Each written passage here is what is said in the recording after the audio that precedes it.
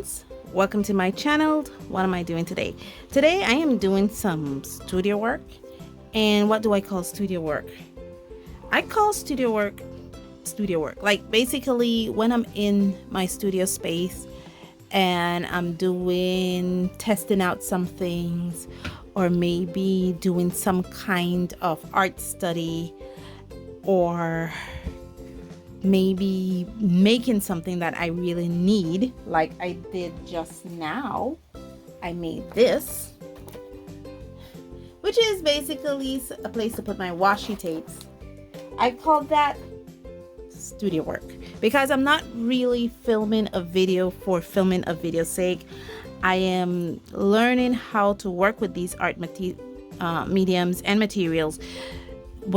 Therefore, when I bring them to you, I am in a more familiar place. And basically, that's what I'm doing today. Today, I am not swatching these, but I am putting them into their designated containers.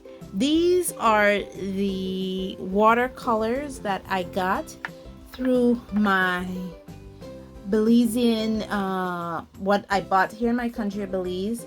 I bought these. I did do a video where I showcase a haul video where I showcase some of the art supplies that I am interested in here in my country of Belize, and I got.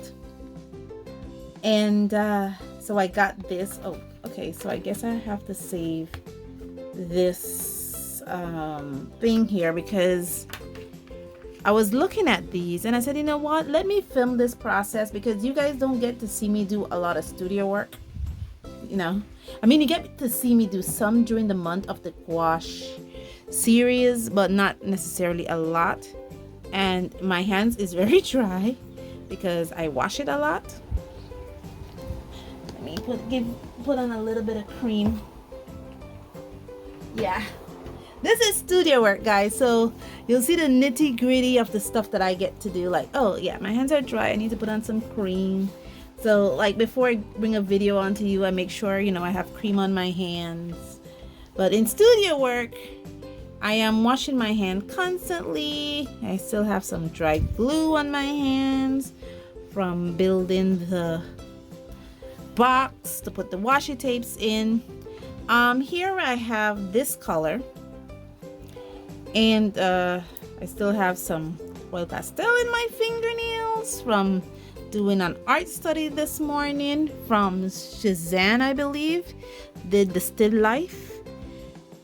I will see if I can take a picture and show you a picture of my still life that I did. And yeah, so these are the Casber watercolors.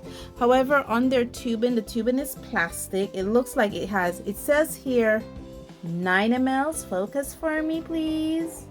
Please focus on the 9, not my hand, the 9. What are you looking at? I want you to look at the 9, man. 9.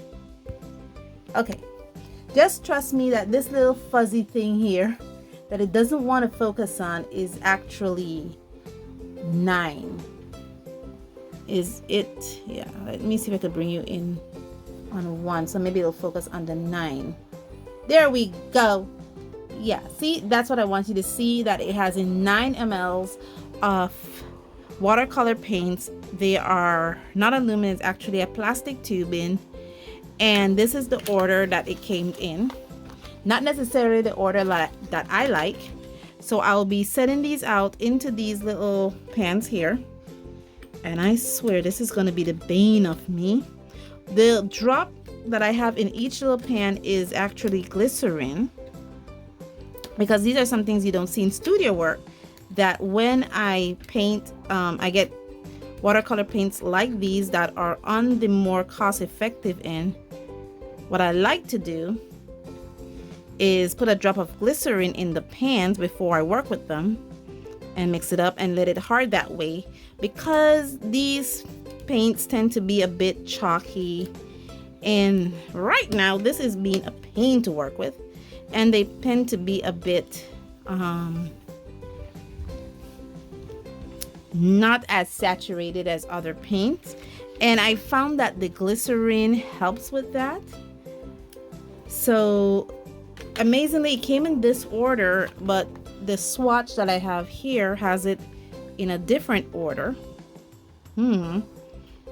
So I'm thinking I will just put it in my order and try to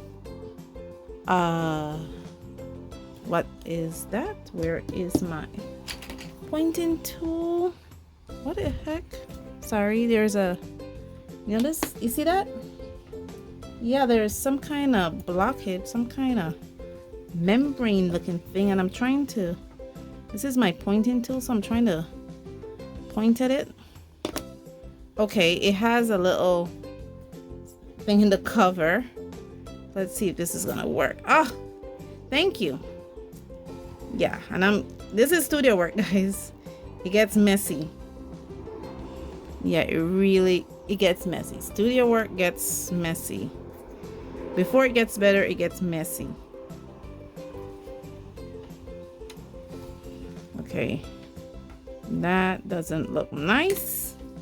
I will need some tissue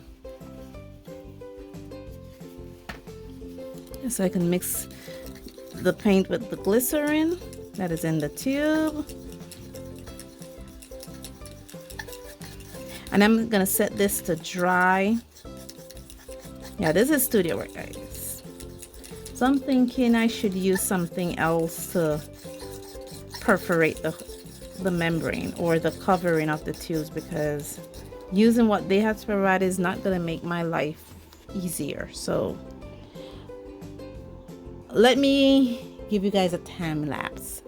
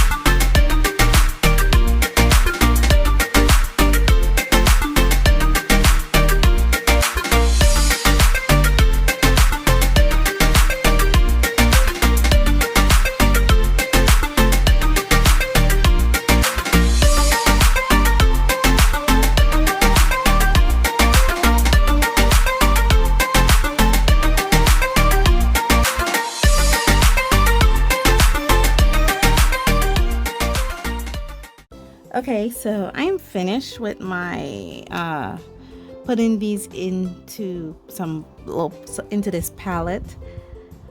Oh gosh, this color here. A couple of things that I noticed with this paint. First of all, okay, you see on this swatch reference here, because it actually says reference colors. You see here where it says yellow, lemon yellow, yellow ochre, emerald green, alizarin crimson, vermilion, scarlet, burnt sienna, burnt umber, ultramarine blue, phthalo, cyan blue, zinc white, and lamp black. Please keep in mind it has yellow ochre. Look right here in these 4 lines here where it says yellow ochre, emerald green, burnt sienna, and burnt umber. Let me grab back my little pointer here. Okay. Let me bring you guys in a bit so you guys can see what I'm looking at. Right here. Yeah, good. Right there, I want to bring you guys to show you guys what I'm looking at. Okay. Lemon yellow. Let me give you guys a bit better. Okay, so I want to show you guys these first 2 rows. We're actually featuring those. Those are these paints here. Okay, And right where it says lemon yellow, does that looks like a yellow ochre to you? Because to me it looks orange. Okay, I could maybe say this is vermilion, and I could maybe go on a limb and say this might be alizarin crimson. But where's scarlet? Or is this scarlet? Then it has a blue tinge here to say cyan blue, purple now. A purple tinge here, a purple color here to represent cyan blue, and then it has this blue color here to represent ultramarine. Then what's this? Then here it has this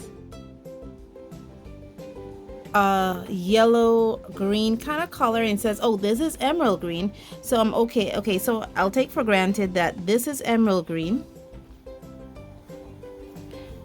Then what's this color? If he's emerald green, then who's this? Okay, then it has burnt sienna. Do you see any of these three color remaining looking anything like this? So I'm taking it for granted that this might be burnt umber because it's darker, and then this is lamp black and zinc titanium white. Okay, so basically there is no scarlet. I don't think there's a scarlet, and if this is scarlet, then there's no alizarin crimson. There is 3 blues here when the color reference only has 2. So if I'm looking at this purple color here as cyan blue, and I'm thinking this as ultramarine blue, then who are you? So basically there's no, see, I'm doing this, no yellow ochre. No yellow ochre here. There is no scarlet. There is no burnt sienna. And the colors that it chooses to replace those color with is a light blue, a green color, and this orange color here. And I don't know what those are, because it doesn't say it here. It says, all it says here in this writing is, during all creative activities, we recommend that children wear overalls and or old clothes, and that you cover furnishings and carpets. Warning, this product might stain. Warning, remove all packaging, clips, staples, ties, similar attachments before giving this toy to a child. Warning, not suitable for children under the age of 3 years. This toy contains small parts which may be hazardous.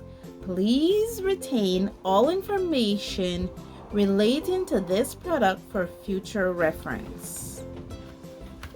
I don't see where it's written that what is mentioned here might not be what is represented here. It just says the name up here, a name of quality, Casber. Oh gosh. All products are made of the highest quality materials that make them break resistant and comply to all US and European safety regulations. How the heck can you make paint break resistant? Now that's interesting. That's really interesting, because how on earth do you make liquid break resistant? Okay. So now that you've seen what I'm battling with, I'm gonna put these somewhere to dry off, and then I'm gonna come back to you guys and do a full on review, painting, illustration, and swatching. I think I can do all that in one video, especially that I've already introduced the product to you. And thank you guys so much for joining me on this journey. This is going to be a journey because not only it has confusing color names, the other thing that we should notice is this here, the one that I'm calling burnt umber. This didn't have any paints in it. If you notice, this was all filler and no substance. You know, basically, look, I'm squeezing it. Look. Nothing's coming out. Now something's coming out. So this was all filler, no substance. And a lot of them were very wet. I didn't have binder separation issues with the others. Only the one that I'm calling burnt umber had that, and maybe to some degree the lamp black, but all of them came out nice. They gave me the consistency I wanted. I'm gonna put these over to dry. I put the gum arabic in it so it can give me some kind of tackness, because again, I noticed with these paints, these more bargain friendly paints, when they're placed to dry, they tend to dry a bit crumbly, and you know, I don't want that to happen. So I really want to maintain some kind of texture in them, so I put them to dry. And I also noticed the gum arabic helps, the glycerin helps with keep giving the paint a bit of brightness, because again, these tend to be a bit desaturated. So I really want to bring out the beauty of these paints and the best in these paints to the best of my abilities, and that's why I did what I did. Thank you guys so much for joining me on this journey. This is going to be a journey for us. We're gonna put this to dry, and when we come back, maybe after a week or so, we're gonna do the swatch and illustration test, or I might swatch them off camera, do a bit of work with them first, so that when I do paint that illustration to you, it is with the best of my knowledge and not this first impression. And as always, guys, stay safe, stay blessed, and I'll see you in the next one. Bye.